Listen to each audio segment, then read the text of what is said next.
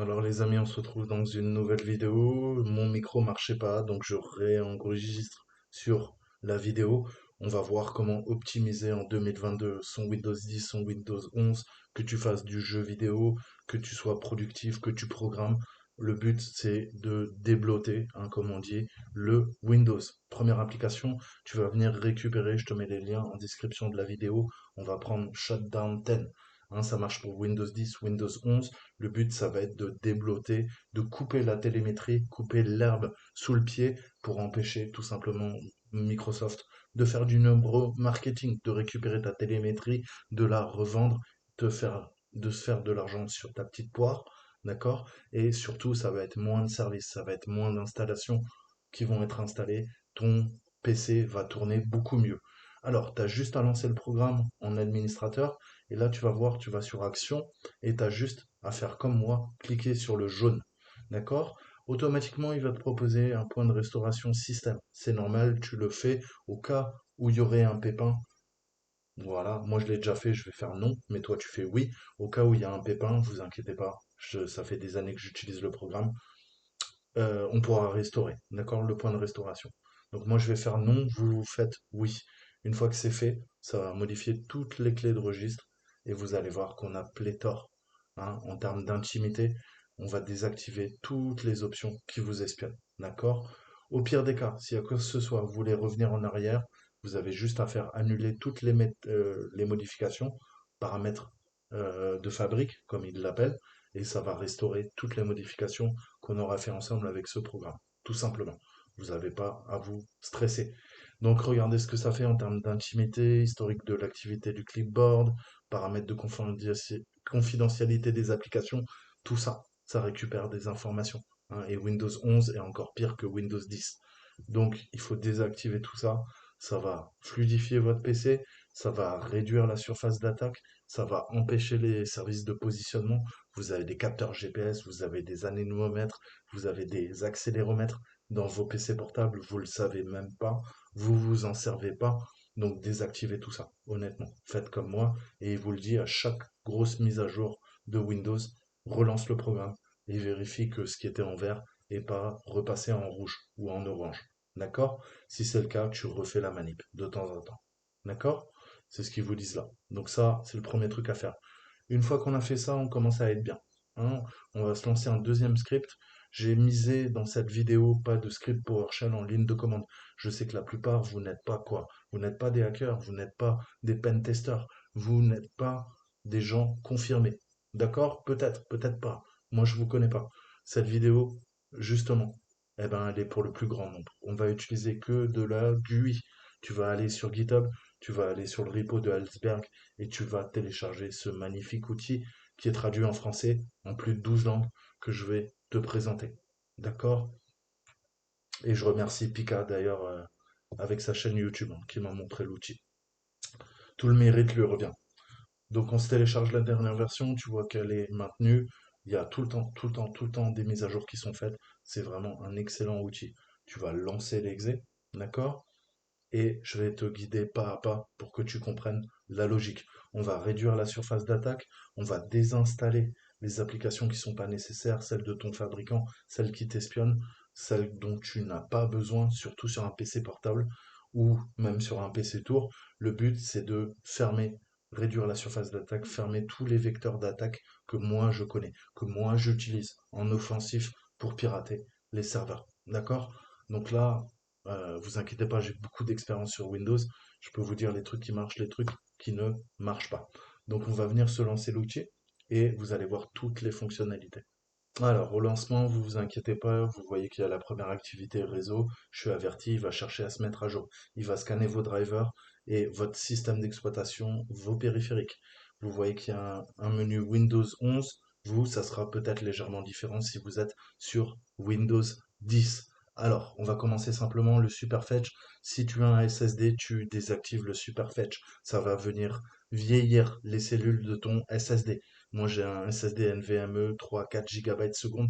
Je désactive tout le temps le Superfetch. Ton Windows est sur un disque dur, tu actives le Superfetch pour accélérer le chargement des applications. Ok, sur un SSD, c'est inutile et ça l'use.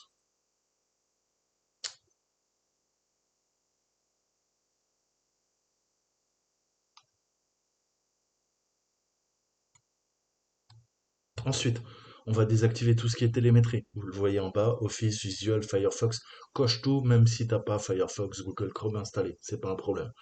Ensuite, limitation du réseau, on a ce qu'on appelle le QoS, Quality of Service, la qualité de service. Par défaut, sur tous les Windows, Microsoft Windows se garde 5% de ta bande passante. Alors t'imagines bien si tu as de la fibre 1 giga, tu t'en fous un peu, mais on n'est pas tous à avoir la fibre, donc tu vas peut-être pouvoir grappiller quelques mégabytes, quelques kilobytes, quelques centaines de kilobytes en désactivant cette option qui ne sert à rien puisque ça se réserve pour les services Windows les services Windows, on s'en fout, qui se gardent 5% de réseau. D'accord? Quand tu les utiliseras, ils auront pleinement le réseau, type Windows Update. Mais on n'a pas envie qu'en tâche de fond, on perde 5% de notre bande passante. Tu l'as bien compris. Ok, donc maintenant on va passer à tout ce qui est télémétrie. La restauration système Smart SIM, tu le laisses, c'est pour la sécurité de ton ordinateur, surtout pas le désactiver. Par contre, j'ai pas envie d'avoir la télémétrie que Microsoft m'espionne. Je veux pas les rapports d'erreur puisque les logs de débugage donnent des informations sur toi. D'accord? Le but c'est ta sécurité des opérations. T'as pas envie de partager quoi que ce soit avec Microsoft. Et, et pas que. Tu le sais très bien si tu connais un petit peu ma chaîne. Désactiver l'assistant de compatibilité, tu vas garder ça. Au cas où tu jouerais à des jeux Windows Vista, XP, Windows 95, ça va permettre de jouer à d'anciens jeux vidéo, lancer d'anciennes applications. T'es un gamer, donc tu vas activer les tweaks de performance pour grappiller le maximum. Le service d'impression de fax, moi je m'en sers pas. J'ai pas de fax, j'ai pas d'imprimante. D'accord? Tu fais en fonction de tes besoins. Ensuite, il y a le DNLA, qui est un protocole qui permet de partager des fichiers multimédia sur le réseau. Ça utilise le SMB aussi. C'est des vecteurs d'attaque. Désactive-moi tout ça. Les touches rémanentes, on s'en sert pas en gaming. C'est quand tu appuies 5 fois sur Shift ou sur Cap Lock. Ça va te déranger pendant tes phases de jeux vidéo. Tu me désactives cette merde. D'accord? Désactiver le home group, tu peux le faire. Ça va désactiver le partage au niveau du réseau. D'accord? Partage qu'on peut attaquer, encore une fois, via le NFS, le CIFS. Bref, c'est en termes de sécurité, là je ne l'ai pas décoché, hein, parce que j'ai plusieurs à la maison, plusieurs ordinateurs reliés sur mon réseau. Mais si tu n'utilises pas ton réseau, tu désactives le home group, hein, pour des raisons de sécurité. Voilà, ça c'est l'universel. Maintenant on passe à Windows 11, hein. Ça sera un peu pareil pour Windows 10. Alors, l'historique d'accès rapide, non, le décoche pas, ça peut être utile. Désactiver les publicités du menu démarrer, là tu l'as bien compris, on n'en a pas envie. Désinstaller OneDrive aussi, c'est de la merde, je n'utilise pas le cloud, d'accord? Donc je vais décocher tous les trucs et ça va nous permettre également de gagner en performance, de réduire la surface d'attaque, de désinstaller OneDrive, de désactiver certaines options, les widgets, le chat, je ne l'utilise pas, Xbox Live, ça permet, ça bouffe de la RAM en fait en arrière-fond. Si tu veux pas enregistrer de vidéos gaming, que tu utilises GeForce Experience ou le logiciel AMD, eh ben, je te conseille de désactiver également tout ça. Donc cette option désinstaller OneDrive, tu le fais que quand tu es en compte local. Si tu n'es pas en compte local et que tu utilises directement le compte Microsoft, c'est pas bon. Tu le fais surtout pas, hein. Il vous dit Windows est plus performant, c'est faux lorsque les paramètres sont synchronisés sur le cloud. Microsoft veut que vous partagiez vos données avec lui et les agences de renseignement. Toujours, tu crées un compte local, administrateur ou pas, c'est toi qui vois sur ta machine. D'accord? Obligatoire, obligatoire. Soit un compte admin, ensuite tu tournes avec un compte utilisateur, soit si tu connais très bien ton PC, tu tournes avec ton compte admin, comme la plupart des gens. Tu vas désactiver My People, ok? Long pass, c'est pas mal pour quand tu es dans l'Explorer, pour avoir le chemin absolu. D'accord? Vérification de l'orthographe, Windows Inc. Tout ça, je vais désactiver. Je veux le maximum de performance pour mes programmes. Je veux consommer le moins de RAM possible et je vais vous montrer comment j'ai réussi à grappiller 1 giga de RAM utilisé par Windows sous Windows 11 et c'est une version pro.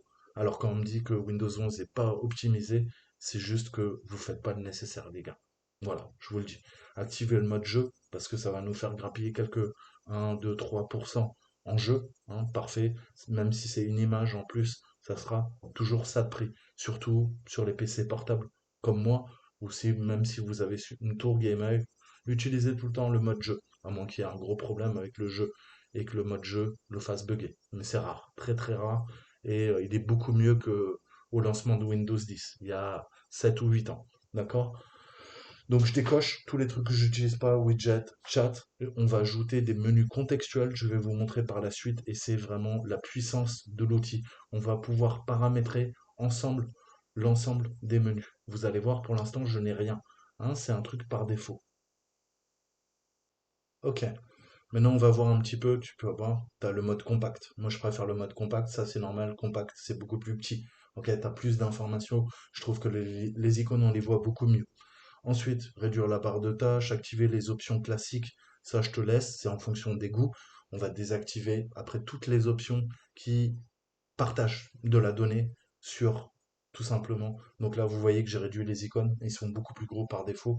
On va désactiver Cortana, on va désactiver les services de capteurs, tout ce que vous avez justement qui vous espionne, comme votre téléphone. Le Cast to Device, c'est comme l'AirPlay, ça te permet d'envoyer des vidéos, par exemple à distance sur le Wi-Fi à d'autres, ta télé, tous tes objets connectés. Je m'en sers pas et ce protocole, on peut le hacker. Donc je réduis la surface d'attaque, je décoche tout. La Game Bar, ça pompe des ressources. J'enregistre pas des vidéos avec la Game Bar, je fais pas de capture d'écran, je désactive tout. Si tu es pas comme moi sur le service Insider qui te permet d'avoir les versions bêta de Windows 10 ou de Windows 11, enfin Windows 11 puisque Windows 10 est périmé, eh ben tu décoches surtout pas. Si jamais tu es pas, tu décoches l'Insider. D'accord?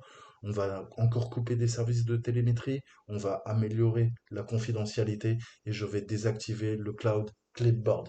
Techniquement, c'est quoi? Ça partage tes informations avec le cloud Microsoft. Tout ça, c'est de la merde. Surtout, on touche pas à exclure les pilotes des mises à jour. C'est bon pour ta sécurité, c'est bon pour les performances de ton PC et tu ne désactives surtout pas les mises à jour automatiques. Voilà. Enfin, il y a le contrôle TPM. Je vous en ai pas parlé. Ça vous permettra peut-être d'installer sur de vieux processeurs Windows 11. Ensuite, on passe aux applications UWMP. Donc, on a des sortes de MSI, de CAB. En fait, c'est ce qu'on appelle les applications métro. Hein, vous le savez peut-être pas, mais vous pouvez aller dans Windows Store et c'est ces fameuses applications que vous retrouverez, qu'on appelle applications métro, mais aussi UWP. D'accord? Je lance le store, je vous montre la liste des applications qui sont là. Vous les retrouvez dans le store Microsoft. Il y a deux façons d'installer, vous savez, sous Windows 10 ou Windows 11. Soit tu installes d'Internet, soit tu installes directement à partir du store. Hein, et c'est beaucoup plus sécurisé dans un sens et tu peux les mettre, pense à le faire, faire des mises à jour récurrentes, d'accord? Pour pas être emmerdé, parce que ça le fait pas automatiquement. Et tu corriges les failles, tu corriges les problèmes de sécurité, tu améliores les performances, tu corriges plein de bugs. Pense à constamment, pour ta sécurité informatique, ta sécurité des opérations, pense à mettre à jour ton antivirus, mettre à jour ton système, aller dans Windows Store et mettre à jour toutes tes applications. D'accord? Ça doit devenir une seconde nature. Tu devrais checker toutes les semaines qu'il n'y a pas des mises à jour. Ensuite, on peut aller dans démarrage. Tu sais très bien que moins tu as de trucs au démarrage, plus Windows va se charger rapidement, tout simplement. Là, on a la possibilité d'avoir les clés de registre sous la main sans aller sans l'éditeur de registre. Et là, je vous montre comment je peux supprimer une clé. Epic Game Launcher se lance au démarrage, je n'en veux plus, je supprime la clé. Dropbox, hop, au revoir. Voilà, ça me plaît. Pour l'instant, je vais rester comme ça. Je vire le VMware tray et je garde le strict minimum, ce que j'ai besoin. Les drivers de ma carte son, euh, voilà, Opera GX, Glasswire pour le pare-feu et Intel pour la mise à jour automatique de mes drivers sur mon PC. Ensuite, on a les applications courantes et extrêmement utiles. Tu vas pouvoir télécharger et installer rapidement des applications, plein d'applications. Alors certes, parfois les liens ne marcheront pas, mais c'est 1 ou 2%. Et surtout, ça te permet d'éviter, comme tante Janine, comme toi peut-être, qui n'a pas beaucoup de connaissances en informatique, d'aller sur des sites et télécharger les binaires, le setup, ok? Les fichiers d'installation, parce que tu vas te faire péter. Hein, tu vas aller sur un site louche, dans le meilleur des cas, tu vas récupérer des mouchards, tu vas être bourré de spyware, d'adware, on va te proposer de la publicité, ça va ralentir ton PC. Alors là, je te propose simplement via Chocolaté cette interface qui va aller taper sur une sorte de repo. Hein. On a un dépôt où on met sur le dépôt quoi? Des paquets. Ces paquets, tu vas les télécharger automatiquement. Quel est l'avantage? Eh ben, tu sais que c'est les bons paquets que tu télécharges. Les paquets, on les a pas tempérés, comme on dit. Il n'y a pas eu d'injection de DLL qui va venir pirater ta machine. D'accord? J'ai vérifié les paquets, je sais d'où ils viennent, chocolatés et utilisés par les informaticiens. Ça permet de déployer en masse des applications sans perdre son temps dans ton navigateur à aller sur tel ou tel site télécharger. Les paquets sont maintenus à jour, c'est beaucoup plus sécurisé. C'est le modèle que vous avez sous macOS, c'est le modèle que vous avez avec le Windows Store sous Windows, c'est le modèle que vous avez avec Linux. D'accord? Ce sont des paquets. Donc là, je vous montre certains, malheureusement, anti-exploit, je voulais le tester, je fais télécharger, et là, on voit en bas qu'on a un message d'erreur. C'est pas grave, hein, il y a une ou deux applis, vous voyez, voir les avertissements tout en bas, il y a une ou deux applications qui ne marchent pas, mais le reste est maintenu à jour et vous avez les dernières versions. D'accord? J'ai réinstallé mon Windows, je veux récupérer DirectX, ok? Je vais récupérer le SDK Microsoft, ça me permet de booster mes perfs. Ok, donc même si les jeux vidéo vous les installez, tu prends la dernière version de DirectX, ok? Ça la télécharge pour toi, tu vois que ça le met dans le répertoire que tu veux. Il te dit qu'il est déjà utilisé, c'est normal, il n'avait pas fini. Voilà, tu peux lui demander même de cocher installer après téléchargement. Je décompresse les archives, je lui choisis un répertoire, je vais le mettre, je sais pas, dans TMP, où vous voulez, hein, et vous voyez que vous n'avez plus besoin de perdre votre temps à aller sur le site de Microsoft, télécharger la bonne archive et le bon fichier. Et là, tu vas me dire, ah ouais, mais comment tu sais que c'est le bon fichier de Windows? Eh ben, en fait, tu vas hacher. Je vais te montrer comment hacher. Utiliser des applications pour vérifier l'intégrité de ce que tu télécharges. Comme ça, tu verras que tu as totalement confiance. Qu'est-ce que tu peux faire? Comme n'importe quel binaire, n'importe quel fichier sous Windows, tu peux quoi? Tu peux tout simplement faire un clic droit et aller dans Propriétés. Là-dedans, qu'est-ce que tu as? Tu as signature, je crois. Sécurité, signature. Tu as des onglets, tu sais, un petit peu bizarres. Tu vas jamais trop voir là-dedans. T'as quoi? Ta signature numérique. Ah, ok. Et là, qu'est-ce que je vois? Bah ouais, tu peux aller comparer avec le site de Microsoft. Le fichier, il est signé numériquement par Microsoft et il date du 17 février 2021. D'accord? Si tu vas sur le site de Microsoft, tu verras que l'autre est également signé au 17 février 2021 à 23 heures. Ok? Donc c'est bien. Microsoft qui te donne le truc, ça n'a pas été modifié entre-temps. Après, tu peux aller dans quoi? Tu peux installer Hashtab que tu trouveras gratuitement sur le net et Hashtab te permet de hacher. Tu vas récupérer le MD5 de ce fichier et tu peux aller comparer avec la valeur de hash de celui de Windows. Et là, tu vois, il te dit, ah ouais, c'est le même hash, t'inquiète pas, on n'a pas modifié. Hashtab, tu le trouves sur GitHub, tu le trouves en faisant une recherche Google. Tu dois l'installer absolument sur tous tes Windows, ça te permet de hacher et de vérifier que on n'a pas modifié le fichier entre le temps où tu as cliqué sur le site et tu l'as reçu téléchargé sur ton ordinateur. On peut faire des attaques de l'homme du milieu, intercepter les communications et injecter des fichiers malicieux dans l'archive que tu télécharges. D'accord? Une fois que c'est fait, je vais aller dans mon TMP, ça a décompressé, je me suis assuré que c'est le bon fichier et on voit tous les fichiers CAB dont je vous parlais. Donc en fait là, qu'est-ce qui se passe? On a un setup, dxsetup.exe, qui charge tous ces fichiers CAB, qui va les décompacter, décompiler et décompresser et les installer dans votre système 32. C'est ce qui permet de faire fonctionner l'interface de programmation DirectX et le kit de développement Windows. Tout ça, ça permet que d'avoir les meilleures performances pour vos jeux vidéo. Il faut avoir les derniers DirectX. Ok? Ça, tu le fais typiquement après avoir installé tes drivers de tous tes composants de ton ordinateur, toujours les maintenir à jour pour des raisons de performance et de sécurité. Et après, une fois que tu as installé les drivers de ta carte graphique, tu installes DirectX. Donc tu vois, tout ça, tu vas pouvoir le faire. Ta GIMP, c'est un Photoshop gratuit. Tu as plein d'applications. Va voir. Maintenant, on va voir le nettoyeur. C'est une sorte de CCleaner. Je vous avais montré BleachBit, que je préfère, mais tu vas pouvoir facilement nettoyer. Si tu es un noob, tu connais pas trop, tu vas pouvoir nettoyer de temps en temps, à faire une fois toutes les 2 semaines, et tu vas récupérer beaucoup, beaucoup, beaucoup d'espace disque. D'accord? Moi, j'ai déjà fait un bleach bit, donc j'ai vidé 13 gigas 5 minutes avant de faire la vidéo, mais vous voyez que même lui, il arrive encore à trouver des 112 MO, notamment bah, les fichiers TMP que je vous ai montré, des câbles de l'installation de DirectX, d'accord? Donc ça va me libérer tout ça. Je vous conseille quand même BleachBit, qui pour moi est un des meilleurs, d'accord? Pour effacer vos traces, vos shellbags, toute l'utilisation que vous faites sur Windows. Vous savez, en analyse forensique, on peut savoir ce que vous faites sur votre ordinateur, les sites que vous consultez, les applications que vous lancez. On peut récupérer des mots de passe dans des fichiers temporaires, dans des fichiers en mémoire. D'accord? Donc tout ça, ça va sécuriser votre ordinateur. On va nettoyer tous ces fichiers et ça va libérer de la place. D'accord? Ensuite, ping des adresses IP.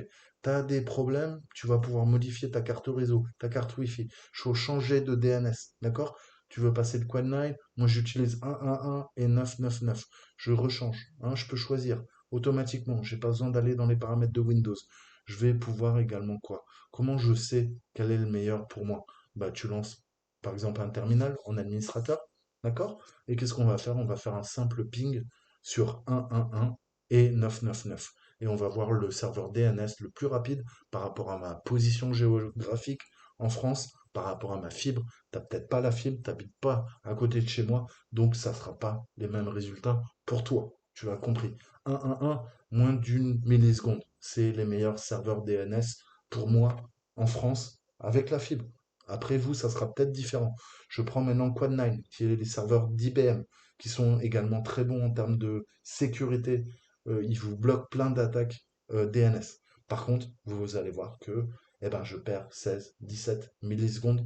Donc, j'ai pas envie de perdre 17 millisecondes pour afficher mes pages Internet.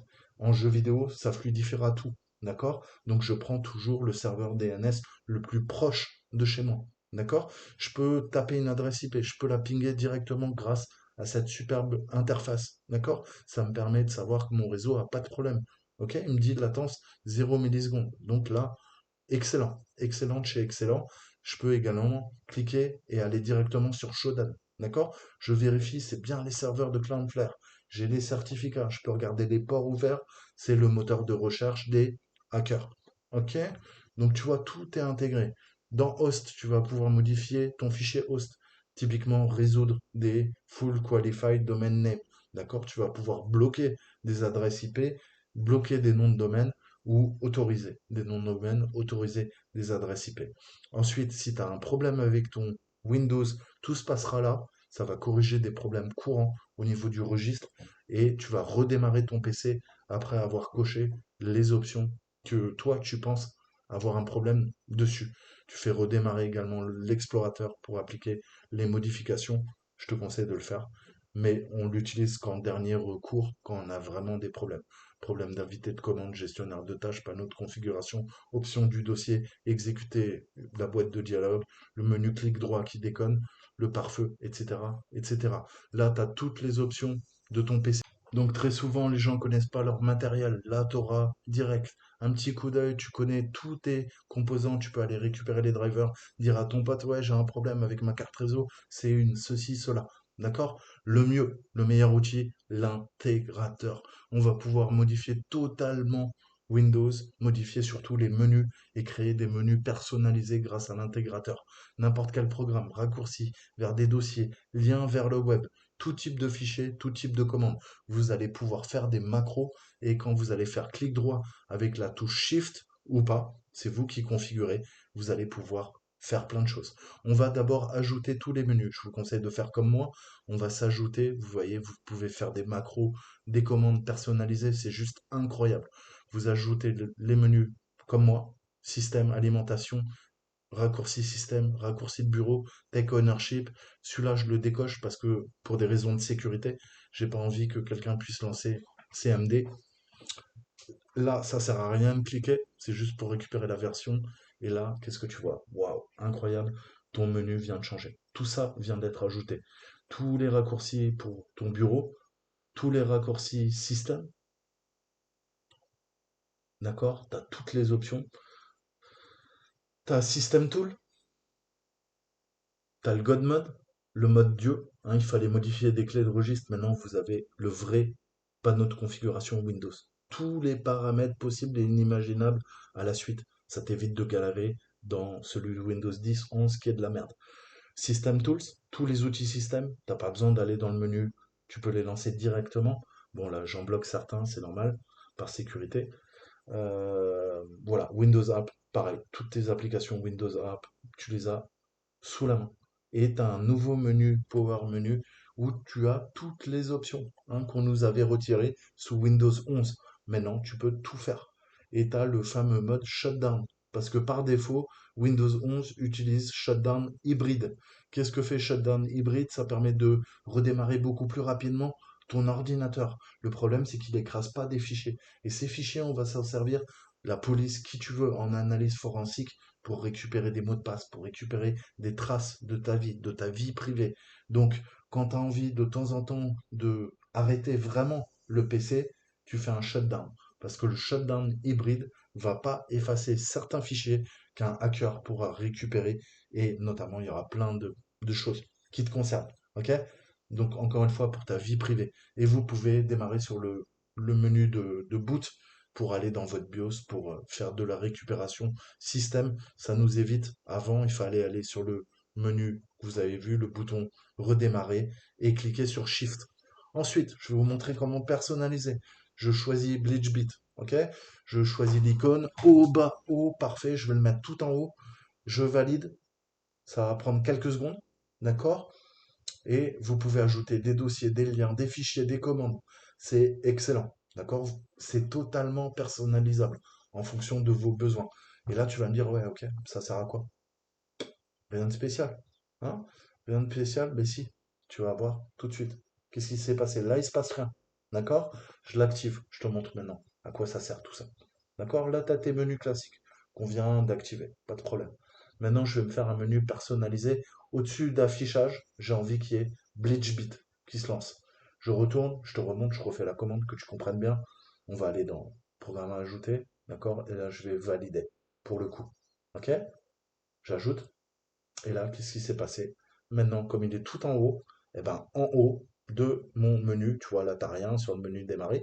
Par contre, là, maintenant, clic droit. Boum, t'as BleachBit qui vient d'apparaître. S'il n'apparaît pas, tu fais Shift, clic droit. D'accord? Et tu vas pouvoir t'ajouter des jeux, tu vas pouvoir t'ajouter des applications, tu vas pouvoir t'ajouter des macros, tu vas pouvoir t'ajouter des commandes PowerShell, des commandes en cmd.exe, en DOS. Tu peux tout faire, tu peux tout personnaliser grâce à ce programme. Enfin, ta option, je m'arrêterai là, tu changes les couleurs. Tu penses à cliquer le menu d'accès rapide pour avoir encore plus d'options au niveau des menus. Tu peux faire une mise à jour sans te connecter à GitHub et on a fini. C'est un des meilleurs outils en open source que j'ai pu trouver sur GitHub. Je remercie Pika et sa chaîne YouTube pour m'avoir montré le logiciel et vraiment foncez les copains. Ça fait longtemps qu'on n'était pas tombé sur une petite perle comme ça. Maintenant, on va voir. Est-ce que j'ai vraiment optimisé, hein? Est-ce que j'ai vraiment optimisé? Je vais redémarrer mon Windows et on va voir ensemble si il est optimisé ou pas ce Windows. On va le voir tout de suite. Donc une fois que vous avez fait tout ça, vous fermez le programme. Il n'y a pas un bouton pour appliquer, hein. C'est comme l'autre programme et tu vois que maintenant j'ai plein d'options qui n'existaient pas sur un dossier, sur un fichier, et j'ai plein d'options quand je clique ailleurs sur mon bureau pour accéder directement à plein de parties importantes de mon Windows 10, de mon Windows 11. Tu vas kiffer. Maintenant, qu'est-ce qu'on va faire? Bah, tu vois que je peux, sans problème, ça marche. Je peux lancer le programme. Je peux lancer le programme et j'ai plus besoin d'aller dans le menu démarrer, de faire ceci, cela. Tu peux te faire une selecta de jeux vidéo. Tu peux te faire une selecta dans ton clic droit, dans ton menu d'applications que tu utilises tous les jours. Tu vas gagner en productivité. D'accord? Ça t'évitera de cliquer comme un bâtard sous Windows. Moi, je viens de Linux et c'est ce qui m'énerve sous Windows. Donc, je cherche tout le temps le gain en productivité. Et j'espère que ça te fera gagner du temps. J'espère que ça rendra ton Windows beaucoup plus ergonomique, beaucoup plus fonctionnel. Donc là, je supprime tout avec BleachBit, tout ce que j'ai l'habitude de supprimer, hein. Ça me réinitialise mes icônes. Ça veut dire que le programme va bien effacer tous mes réglages. Ça veut dire qu'on ne peut plus m'espionner. Et maintenant, je vais faire tout simplement un shutdown propre. Donc pas hybride, mais shutdown classique. On se retrouve tout de suite. Donc, j'ai redémarré l'ordinateur, lancé comme d'habitude. tous mes icônes, toutes mes applications, mon antivirus, il n'y a pas de triche. Je vais faire un contrôle Shift S échappe pour lancer le gestionnaire de tâches et on va voir ce que j'ai gagné. D'accord? Regarde la charge CPU, regarde la mémoire qui est utilisée. Avant, il me consommait à peu près 6 gigas. Là, en enregistrant, je suis à 4,8, 4,9. Quand j'enregistre pas la vidéo, je suis à 4,5 gigas utilisés par Windows 11. Mon processeur est entre 5 et 7%. Quand j'enregistre pas la vidéo, je suis entre 1 et 3%. Le PC est bien optimisé. Tu vois qu'il y a 163 processus qui sont lancés au démarrage de Windows.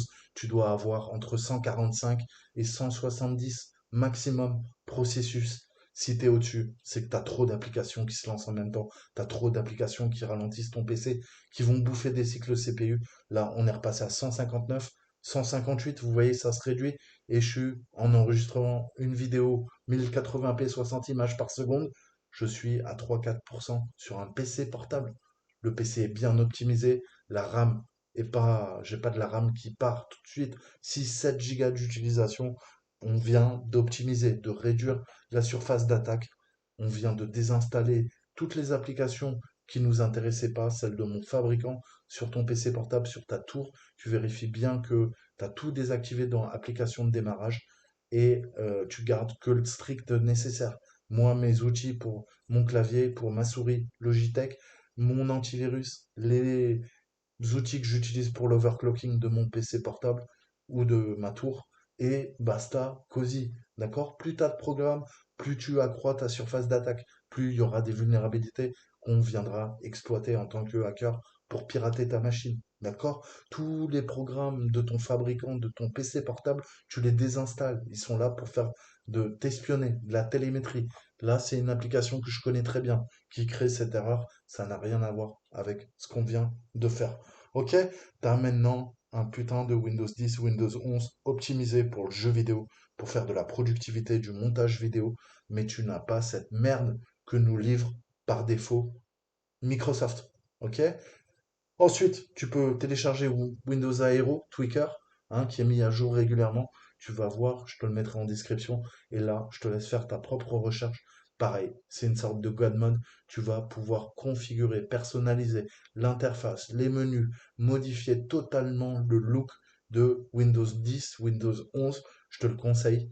Il est excellent et il y a beaucoup, beaucoup d'options. Tu pourras paramétrer de fond en comble ton Windows. Voilà, j'espère que ça vous a plu. C'était vraiment le Power User. On se dit à très bientôt. Ciao, ciao.